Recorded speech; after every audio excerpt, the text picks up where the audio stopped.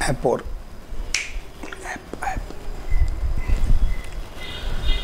नमस्कार शिक्षक बंधू भगिनींनो, आजचं आपलं हे TETच्या संदर्भातलं लास्ट लेसन आहे, म्हणून आपण त्याला लास्ट टच AIच्या साहाय्याने आपल्या या 23 तारखेच्या TET परीक्षेचा संभाव्य पेपर बांधवांनो मी तुम्हाला या ठिकाणी देत आहे। आणि तुम्हाला बऱ्याच जणांना वाटलं असेल की आज चक्क सुराज सरने AIचा कशी मदत घेतली बा, AIकडे का सुराज सर आज गेलेले आहे। कारण बांधवांनो तब्बल 2013 पासून मला अनुभव आहे, मधल्या काळात पहा 2019 नंतर 5 असे क्वेश्चन असतात की ते क्वेश्चन आपल्या सिलेबसच्या काय झालेले आहे, बाहेर गेलेले आहे। मग त्यामध्ये अनेक शास्त्रज्ञांचे नाव असतील किंवा काही उपयोजनात्मक क्वेश्चन की त्या संकल्पना आपल्या महाराष्ट्र राज्यामध्ये DED BEd MAd किंवा सेट नेटला वापरल्या जात नाही। मग नेहमी अशा त्या 5 प्रश्नाचे अंदाजे उत्तर द्यावे लागतात। तर मी नेहमी मुलांना सांगत असतो की बाबा सुराज सर खरंच तुम्हाला 30 पैकी 25 मार्काची हमी देऊ शकतात, ती तयारी करून घेऊ शकतात। कारण 2 असे शास्त्रज्ञ विचारले जाणार आहे ते आपल्या आउट ऑफ सिलेबसला आहे। मग कधी कधी काय असतं, जो पेपर सेट करतो तो काय करतो, नवीन तंत्रज्ञानाचा वापर करून प्रश्नपत्रिका बनवतो। म्हणून मला सहज वाटलं की आपण काय करूया, AIला अशी सुंदर अशी छानशी काय देऊया, ऑर्डर देऊया आणि त्याच्याकडनं काही प्रश्नपत्रिका तयार करून घेऊया। मग जवळपास अगोदर मी 1000 प्रश्न AI मार्फत तयार केले, त्याचे परत मी वेगवेगळे असे संच केले आणि त्यामधनं सर्वोत्तम असे बांधवांनो 60 क्वेश्चन मी काढले की पेपर 1ला शास्त्रज्ञाचं नाव, त्या संकल्पनेची व्याख्या आणि त्याचे प्रकार यावर क्वेश्चन जास्त असतात। मग त्या संकल्पनेचं शैक्षणिक महत्त्व, त्याचे वैशिष्ट्य, जोड्या लावा, सत्यविधान असत्यविधान हे उपयोजनावरती क्वेश्चन असतात, आकलन आणि उपयोजनावर। मग अशा पद्धतीने बांधवनो त्याचं शॉर्ट आउट नंतर मी स्वतः केलेलं आहे। त्यामुळं आवर्जून तुम्हाला याचा उद्या फायदा होणार आहे की ज्या प्रश्नाचं उत्तर महाराष्ट्रात कोणालाच येणार नाही त्याचं प्रश्न ज्याने आज माझं लेक्चर ऐकलं त्याला मात्र येणार आहे। त्यामुळं मी जे हे इथं क्वेश्चन घेणार आहे आज फास्टमध्ये 60 क्वेश्चन मला घ्यायचे, मला ठाऊक आहे। मागच्या 5 दिवस मी तुम्हाला स्पष्टीकरण दिलेलं आहे, आज फक्त प्रश्न आणि त्याचं उत्तर।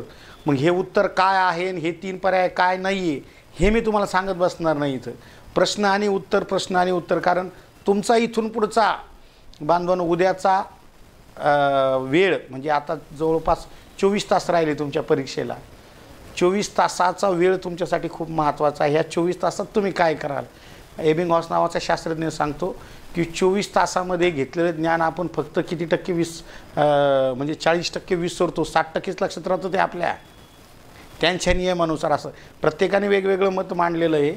त्यामुळं आवर्जून तुम्ही सगळ्याच विषयाला टच द्या, मानसशास्त्राला सुद्धा टच द्या आणि ही लिंक जास्तीत जास्त शेअर करा।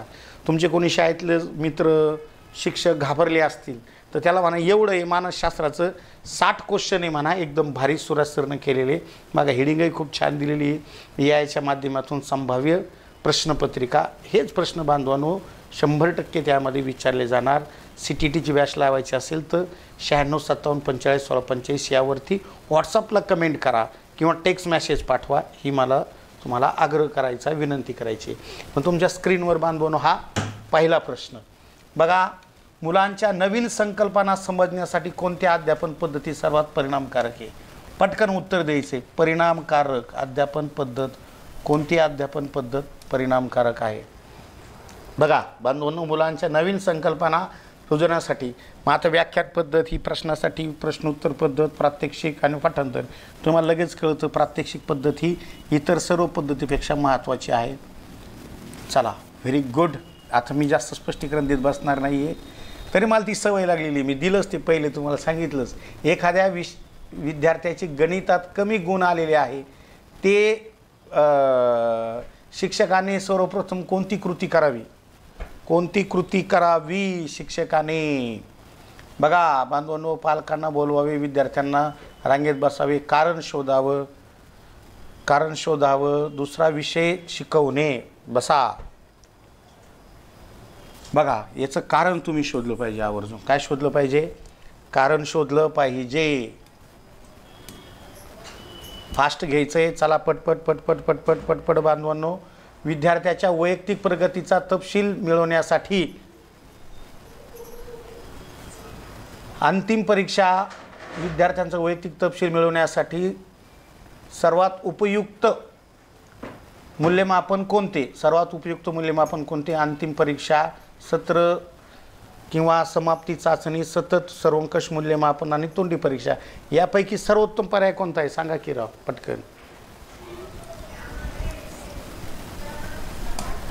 अगदी बरोबर बांधवांनो. चला पुढे. नवीन माहिती जुनी माहिती जोडून शिकवणे हे कोणत्या सिद्धांताशी संबंधित आहे? फास्ट घ्यायचं आपल्याला. नवीन माहिती जुनी माहिती हे कोणत्या संकल्पनेशी निगडीत आहे? कोणत्या संकल्पनेशी निगडीत आहे? अभ्यास चूक सिद्धांत, ऑपरेटिंग कंडिशन सिद्धांत आणि अर्थपूर्ण अधिगमन म्हणजेच आसोबेलियांचं सिद्धांत. तर कधी कधी तुम्हाला असेच इंग्लिशमधले वर्ड येणार आहे बरं का. एक दोन तरी क्वेश्चन असणारे असे की तिथं तुम्हाला इंग्लिश मागचे सुद्धा पहा ईचा 3 विचारले गेले होते असेच. तर त्याचं उत्तर कुणालाच माहीत नव्हतं. नेमकं ते आम्हाला प्रशिक्षणात शिकवलं होतं. म्हणून अर्थपूर्ण अधिगमन, अधिगमन म्हणजे शिकणे, अर्थपूर्ण शिकणे या प्रश्नाचं उत्तर आहे.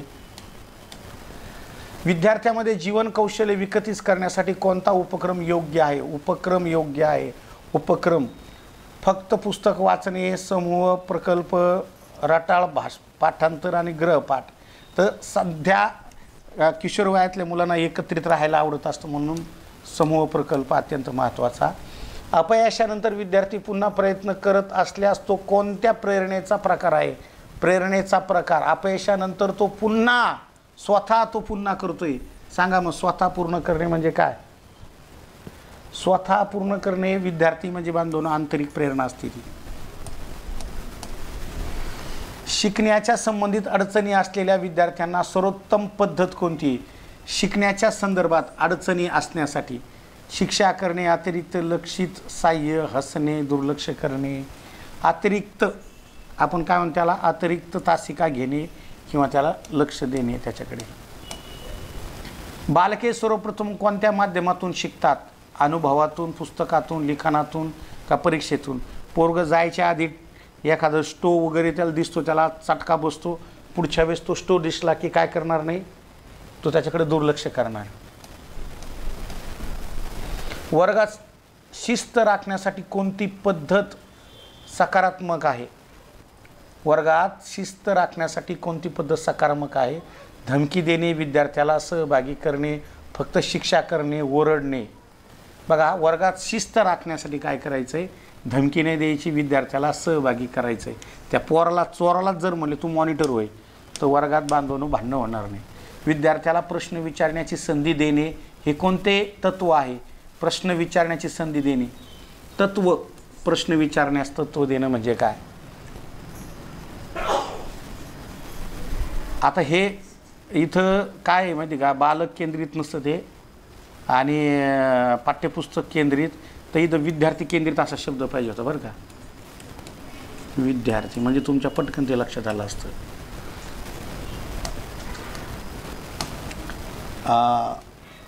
थोडं फास्ट घेतोय तुम्ही म्हणता, सुराज सर लई फास्ट घ्यायला लागले. फास्ट का घेतोय माहिती का? तुम्हाला पटकन कळावं आणि तुम्ही तुमच्या अभ्यासाला लागावं. आलं लक्षात? त्यासाठी चाललं आहे. विद्यार्थ्याचे पूर्वज्ञान जागृत होणे हे कोणत्या टप्प्यात केलेले जाते? कोणत्या टप्प्यात? विद्यार्थ्याचे पूर्वज्ञान आहे की नाही आहे हे प्रारंभिक मूल्यमापन करूनच आपण बघत असतो. प्रकल्प पद्धतीचे उद्दिष्ट काय आहे? प्रकल्प पद्धत ते नाही का आपण प्रोजेक्ट देतो, विद्यार्थी चित्र चिटकवते, कुठं पक्षाचे पानच घेऊन येते, मातीपासून काहीतरी वस्तू बनवते. प्रकल्प पद्धत. रटाळ पाठांतर, वास्तव जीवनाशी जोडणे हे अगदी बरोबर आहे. पुढचं वाचायची गरज नाही. शिक्षकाने विद्यार्थ्याचे सौम्य आणि मैत्रीपूर्वक संबंध ठेवण्याचे फायदे काय? मैत्रीपूर्वक संबंध सौम्याने सहभाग वाढतो, भीती वाढते, संवाद कमी होतो, शंका विचारण्याचे थांबतात, तर सहवास वाढतो. बांधून सहवासातून मग शिक्षण चांगलं घडून येतं. विद्यार्थ्याच्या सर्वांगीण विकासासाठी कोणते मूल्यांकन उपयुक्त आहे? आता तुम्हाला मी त्या दिवशी शिकलं होतं, सातत्यपूर्ण सर्वंकष मूल्यमापन हे सर्वोत्तम मूल्यमापन मानलं जातं. विद्यार्थ्याचा आत्मविश्वास वाढवण्यासाठी शिक्षकांनी काय करावे? सार्वजनिक शिक्षा, प्रयत्नांची कौतुक, तुलना करणे, दोष करणे. तर त्याचं कौतुक केलं पाहिजे, प्रयत्नांचं कौतुक केलं पाहिजे. सार्वजनिक शिक्षा तर मग ते आपल्याला हानी देईल. शिक्षण मुलांच्या जगण्याशी जोडायचे असते, हे कोणाशी सुसंगत आहे? अनुकरण, प्रगतीवादी शिक्षण, व्याख्यान आणि पाठांतर. शिक्षण मुलांच्या जगण्याशी जोडायचं आहे. सांगा पटकन. मी तर तुमच्याकडे लक्ष द्यायला नाही. मी आता तुम्हाला वाचून दाखवल्यासारखंच करायला लागलो. मला हे असं अजिबात आवडत नाही बरं का. प्रगतीवादी शिक्षण. Very good. ज्यांनी उत्तर दिले. सामाजिक कौशल्य कोणत्या माध्यमातून विकसित होते? समूह शिक्षणातून, एकात्म अभ्यास, पुस्तक वाचन आणि फक्त परीक्षा. समूह शिक्षणातून. बऱ्याच वेळा समूह हा पर्याय आला होता, लक्षात ठेवा. एका मुलाची शिकण्याची गती कमी असल्यास शिक्षकाने काय विचार करावे? प्रत्येक मुलगा अद्वितीय आहे, सर्व मुलांचे सारखे शिकवले पाहिजे, रागावले पाहिजे, घरी शिक्षा द्यावी. एक मुलाची शिक्षणाची गती कमी आहे म्हणजे तो मंद गतीने, सावकाश गतीने शिकतो. थोडा तो काय म्हणू आपण त्याला, आपली काय मानसशास्त्रीय भाषेमध्ये मंद गती म्हणजे काय म्हणू आपण त्याला, सामान्य बुद्धीचा आहे, त्यापेक्षा कमी 70% बुद्ध्यांक. प्रत्येक मुलगा अद्वितीय आहे, सर्व मुलांचे शिक्षण सारखे शिकवले पाहिजे, अजिबात नाही रागवले पाहिजे, घरी शिक्षा द्यावी. सांगा मग काय? प्रत्येक मुलगा हा काय अद्वितीय आहे म्हणजे काय, तो वेगवेगळा आहे. प्रत्येकाला तुम्ही वेगवेगळ्या पद्धतीने शिकवा असा त्याचा अर्थ.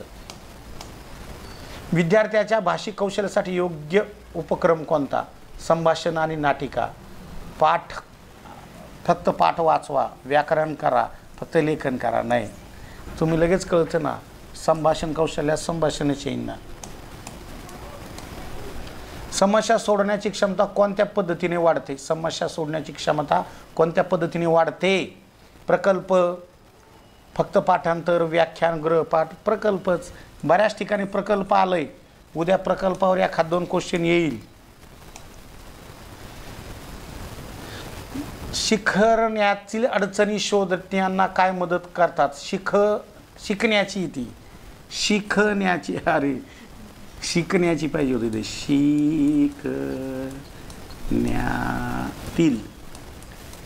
शिकण्यातील अडचणी शोधण्यास काय मदत होते? निदान, मूल्यांकन, अंतिम परीक्षा, वार्षिक परीक्षा.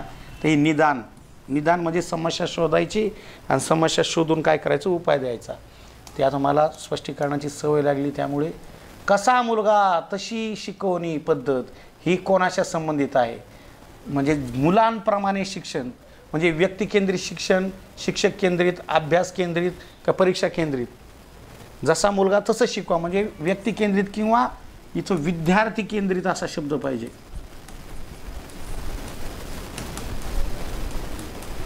विद्यार्थी केंद्रित. तब्बल 22 प्रश्न पाहिले आपण. ऑपरेरंट कंडिशनिंग म्हणजे प्रशिक्षण आणि बक्षिसाद्वारे शिक्षण. म्हणजे मुलाला प्रशिक्षण द्यानंतर त्याला बक्षीस द्या. हे कोणत्या मानसतज्ञाने मांडलेली?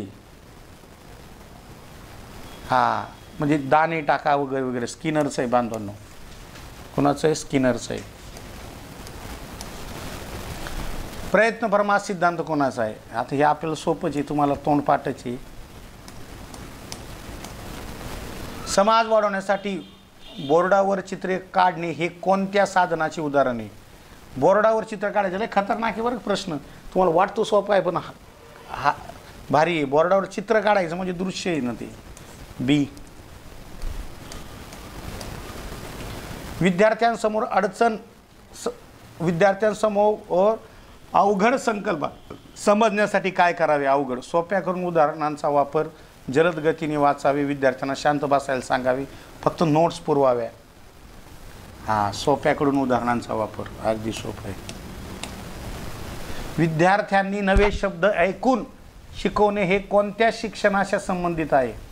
श्रवण, दृश्य, स्पर्श, प्रात्यक्षिक. विद्यार्थ्यांनी नवे शब्द ऐकून शिकणे. नवे शब्द ऐकून शिकणे. ऐकून म्हणल्यावर काय गुरुजी? श्रवण येईन ना. कधी कधी खूप सोपे विचारले त्यांनी प्रश्न. विद्यार्थ्यांनी मनोबल कमी असल्यास शिक्षकांनी काय करावे? त्याला प्रोत्साहितच केलं पाहिजे, बाकीचे विषय सोडून द्या.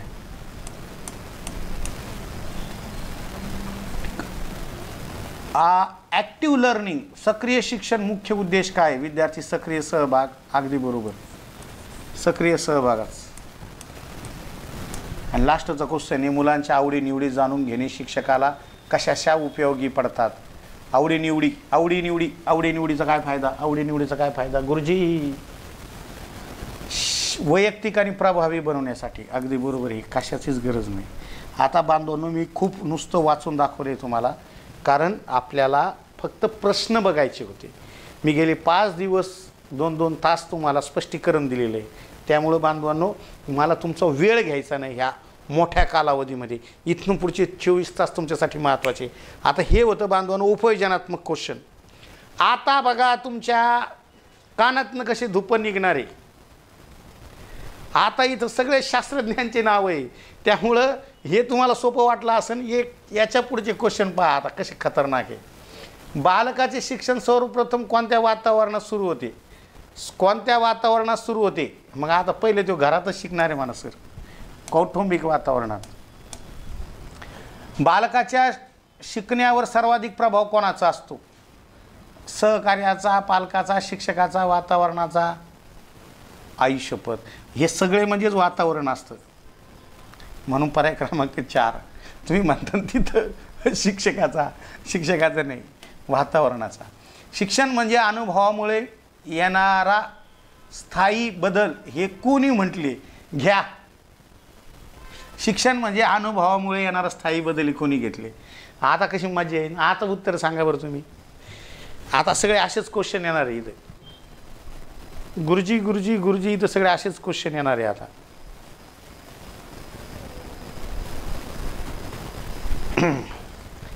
कोक्रोनी म्हटले, लक्षात ठेवा. स्थायी बदल, अनुभवाचा स्थायी बदल हे कोणी म्हटले? क्रोनी म्हटले. आणि दुसरं प्रकरण आहे आपल्या अध्ययन प्रक्रियेमध्ये क्रो व क्रोची व्याख्या दिलेली आहे बांधवांनो. आपल्या बीएडच्या सगळ्या पुस्तकामध्ये आहे ते. पियाजे यांच्या मते 7 ते 11 वर्ष ही कोणती अवस्था आहे? 7 ते 11 पियाजेंच्या 4 अवस्था आहे त्यापैकी. तर 7 ते 11 ही ठोस संचालनाची अवस्था आहे बांधवांनो. 7 ते 11 क. सगळे शास्त्रज्ञ इथं. बुद्धिमत्ता म्हणजे लक्षाभिमुख व आकुलन वर्तन, ही व्याख्या कोणाची आहे? काल परवा आपण सगळं पाहिलंय. सांगा मग. आता आपण थॉर्नडाईक पाहिला, स्पियरमॅन पाहिला, बिने पाहिला, हे त्याचं उत्तर आहे.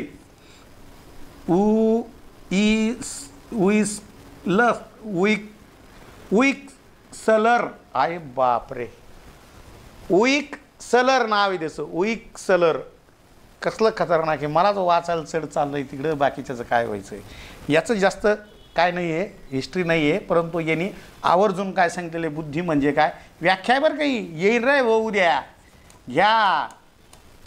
आपण सगळ्यात 10 व्याख्या पाहिल्या, ही 11वी व्याख्या आहे. मग आता नेमकी 10 जायची, याच्यावरच यायचं. IMP करा रे भाऊ. कुणाच काय नाव आहे त्याचं? उईक्सलर नाव आहे त्याचं. लक्षाभिमुख व आकुलन वर्तन.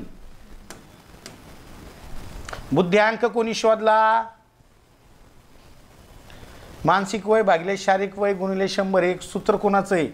हे बिनेचं नाही आहे, हे सूत्र आहे बांधवनो टर्मनचं. पर्याय चुकला इथं, टर्मन. बिनेनी कोणतं शोधून काढाय? मग बिनेनी शोधून काढाय मानसिक वय. फक्त लक्षात ठेवा, मानसिक वय हे बिनेचं आहे. हां, हे फियाजी कोण नाही इथं. शालेय शिक्षणात मुलांची सर्वाधिक परिणाम शिक्षण पद्धत कोणती? सर्वाधिक परिणामकारक शिक्षण पद्धत. तिकडचाच प्रश्न रिपीट झाला आहे. प्रकल्प पद्धती बांधवांनो परिणामकारक आहे. चुकत शिकणे कोणी सांगितलंय सांगा?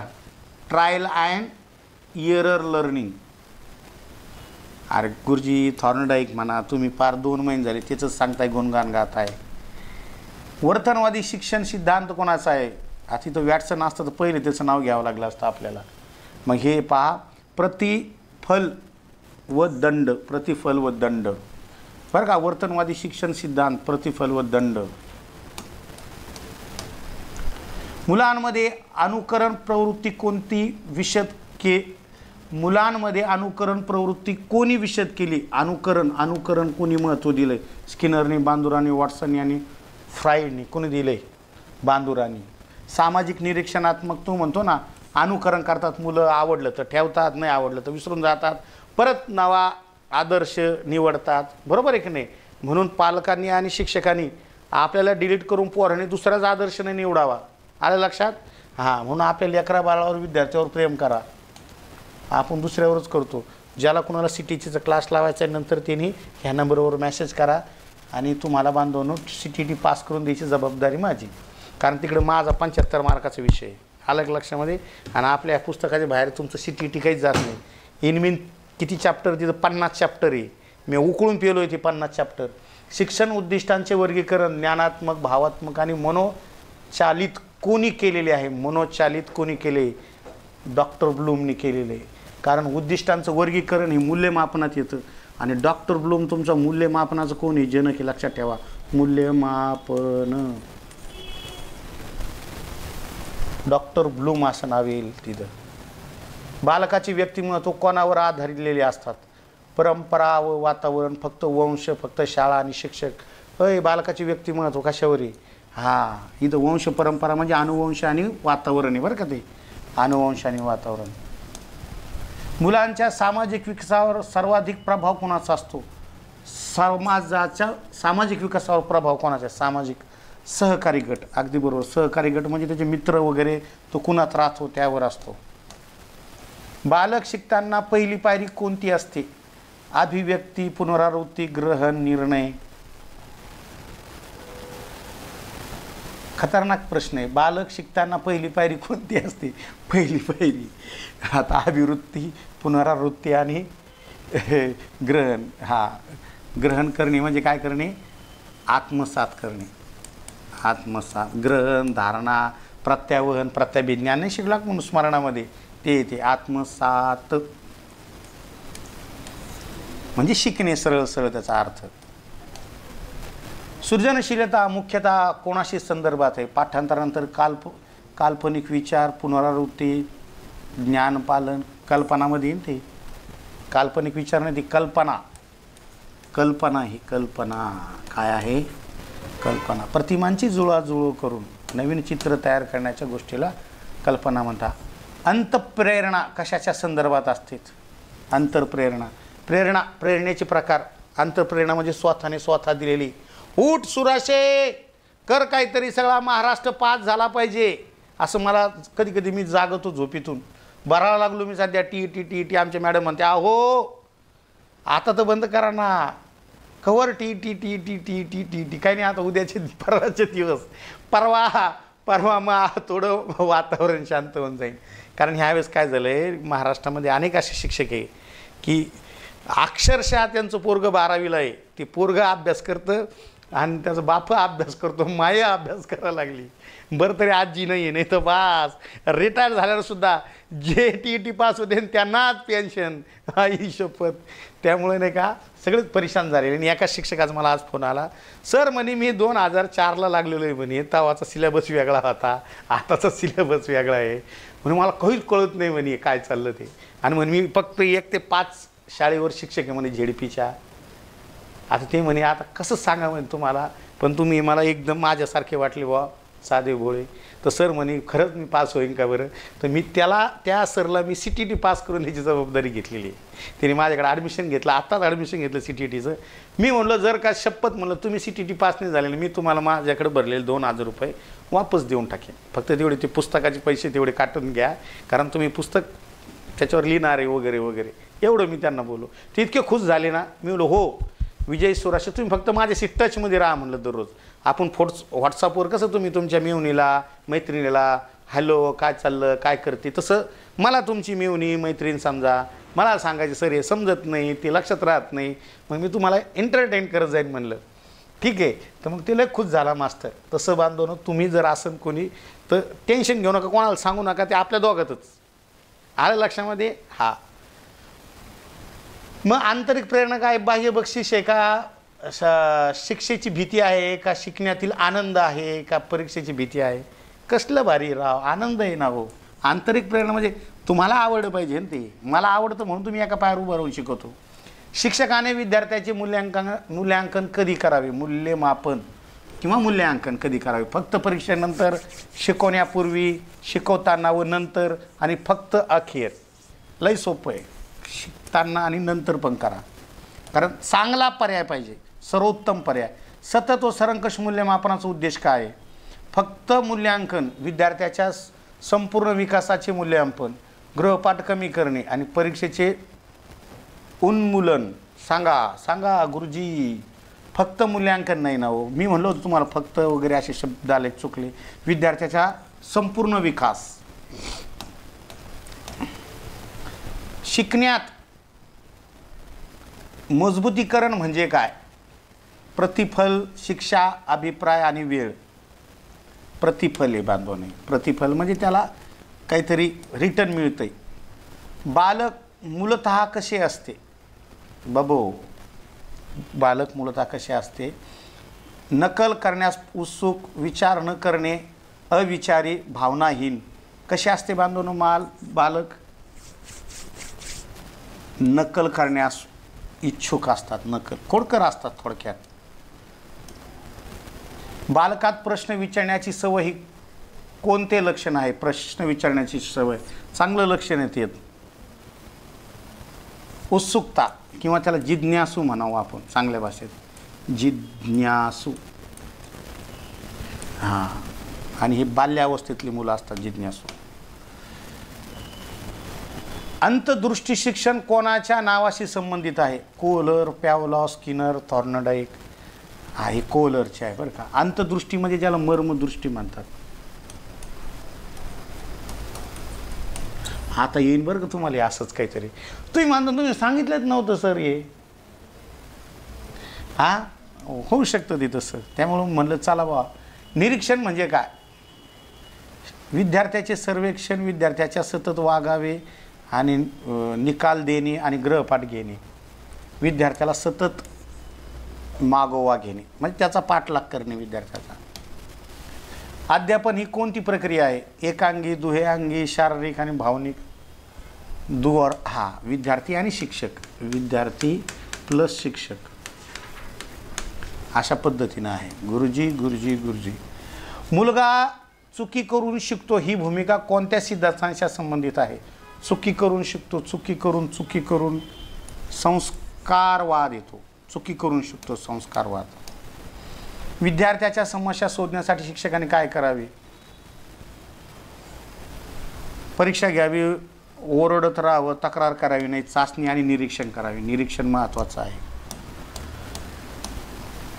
किशोर वयात भावनिक बदलाचे मुख्य कारण काय? खेळ, हार्मोन्स, अभ्यास का वातावरण? हार्मोन्स. त्याच्या शरीरात काहीतरी बदल झालेला आहे म्हणून तुम्ही बद मारा जाऊ नका आपल्या मुलींना. कधी कधी पोरं चुकत असते, मग लगेच मूर्खन, नालायकन, डीएनएच नाही, तू आमकच नाही, असे कसे जन्माला आला. तुम्ही तसंच केलेलं आहे, आले लक्षामध्ये. आम्ही तसंच केलेलं आहे. मग थोडंसं पण आता थोडं लवकर करायला लेकरं ते भाग विसरून जा. आता थोडं लवकर करायला. शिकण्यातील चुका शिक्षकांनी काय असतात? मी तर कधी कधी पोराला म्हणतो बा, कव्हर पाहतो बाबा, आता बस करणार ना, आला का इकडं तर पाह ना. तू इकडं पाशीन, हुशार होशील, तेव्हा ती तू इकडं पाहिन.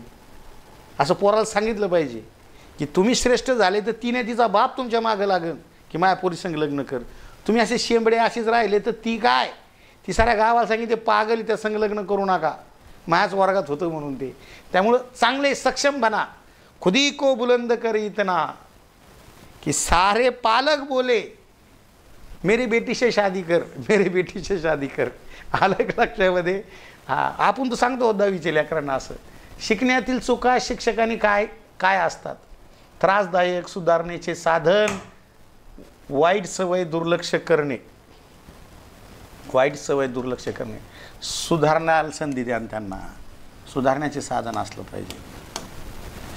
अध्ययनाचे अंतिम ध्येय काय आहे? अध्यापनाचे अंतिम ध्येय काय? अंतिम ध्येय लय भारी प्रश्न आला. रटणे, गुण मिळवणे, ज्ञान आणि व्यावहारिक बदल. Very good. करायची गरजच नाही पडली पाहिजे. व्यावहारिक बदल. शिक्षणामध्ये सर्वात महत्त्वाचे कोणते? रागीट स्वभाव, प्रेम आणि सहानुभूती. शिक्षकासाठी काय महत्त्वाचं? काय? प्रेम आणि सहानुभूती. पण कोणतं प्रेम? गार्डनचं नाही रे, आई वडिलांचं प्रेम. एखादा वडील आपल्या मुलाबाळांना जे प्रेम देतो ते प्रेम. आलं का लक्षामध्ये बांधवांनो? तुमचं सगळ्यांचं खूप खूप या ठिकाणी तुम्ही खूप कालावधीमध्ये चक्क आज रेकॉर्ड ब्रेक 600पेक्षा जास्त शिक्षक तुम्ही लाईव्ह आला. तुमचे खूप खूप आभार. आणि मी माझ्या क्षमतेनुसार बांधवांनो खूप काही तुम्हाला ह्या मागच्या आठवड्यात देण्याचा प्रयत्न केला.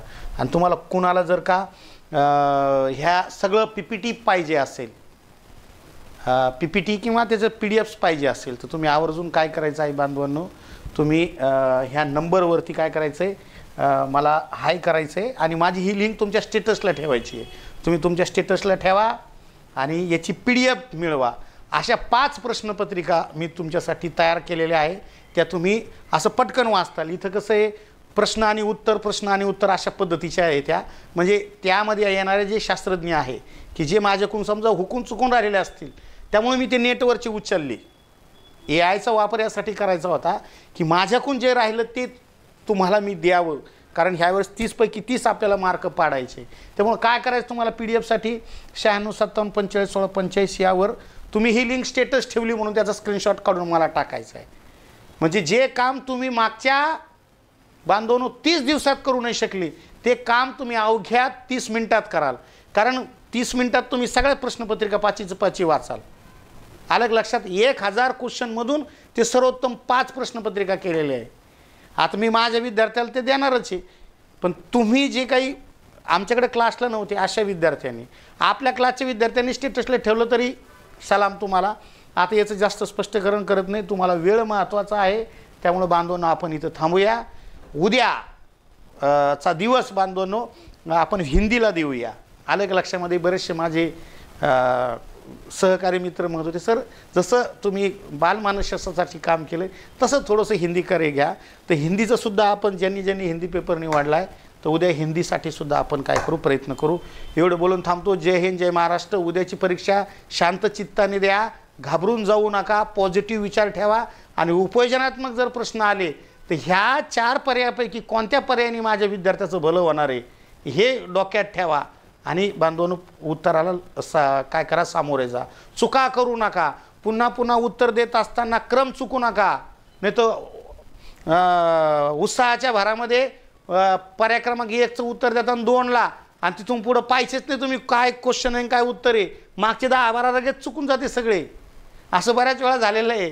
त्यामुळं थोडं भान ठेवून उत्तर द्या, भान ठेवून. तसं मी एक उद्या शेवटी 8 वाजता येईन. कोणत्या चुका सुधारायच्या आहे, काय नेमकं करायचं नाही आणि काय तुम्हाला टेक्निक सांगणार आहे उद्या 8 वाजता. टेक्निक म्हणजे कोणत्या ठोकताळे असेच. जरी प्रश्नाचं उत्तर नाही आलं तरी त्या पर्यायातून नेमकं कोणतं शोधायचं आहे. आलं का लक्षामध्ये? एवढं बोलून थांबतो. जय हिंद, जय महाराष्ट्र. आणि एकदा माझं चॅनल हे लाईक करा बांधवांनो, सबस्क्राईब करा. सबस्क्राईब पुढच्या सेशनसाठी सबस्क्राईब करून ठेवा. शेजारचा बेल आयकॉन बटनसुद्धा दाबा. जय हिंद, जय महाराष्ट्र.